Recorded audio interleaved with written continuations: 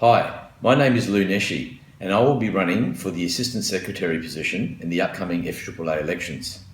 One of the key elements of the election for your vote will be the critical element of trust, and I believe the current FAAA Secretary has been misleading the membership, and here is one example of how.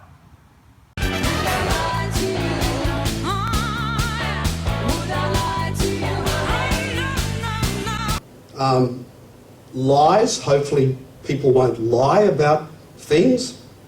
I don't lie. I don't lie and have never misled our membership over anything.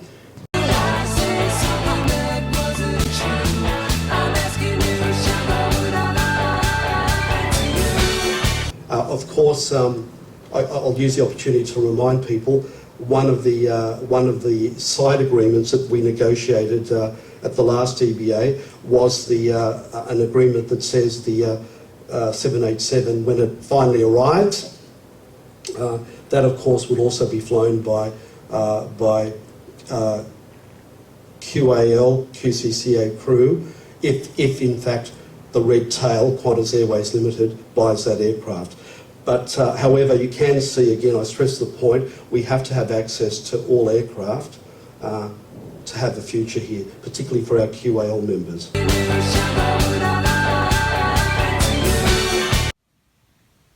So now you've heard it with your own ears, the FAAA Secretary telling us that the 787 will be flown by QCCA and QAL crew if in fact Qantas Airways Limited buys that aircraft. Over the years, we've had countless amounts of newsletters telling us to vote yes in EBAs because we are guaranteed to fly on the 787 via a side agreement. At the end of 2007, I have 6 newsletters which were written in within 25 days, and then for EBA 9, I've got another 3 newsletters all telling us to vote yes because that will guarantee flying on the 787. Now in 2016, the FAAA Secretary has changed his position on this and telling us we're not guaranteed flying on the 787, regardless of whether you're QCCA or QAL. Now, I believe this is the Secretary trying to instill fear in you to accept anything that's put to us. Now, why would your Union Secretary go against everything he said over the last 8 years? It's pretty clear there's a side agreement that exists, and if the company's not going to honour this side agreement, well, perhaps that special relationship that he's been boasting about all these years isn't really that special. Negotiations are going to be the most complex, the most difficult in our history. I believe it's pretty obvious the FAAA Secretary is playing games with the membership, and he's using fear to try and win your vote, making you think he's the only one that can negotiate an EBA. Have a think about it. Why in the last 6 months has he failed to mention once that a side agreement exists which guarantees access to the 787 for all QCCA and QAL crew? So the negotiations are going to be complex and difficult. They're going to take time. So we know our negotiations are going to be difficult. So that means we need time. But explaining why we're going to go early again, it's going to be difficult. It's going to take time. Terry O'Toole and I are not afraid to deal with any of the important issues in the next EBA.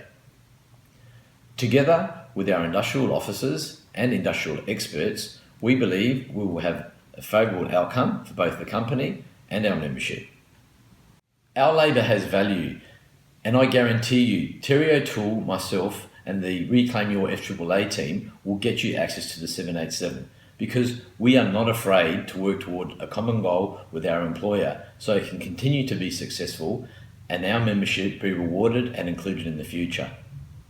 Thank you for listening, and don't forget to vote for Terry O'Toole and the Reclaim Your FAAA team.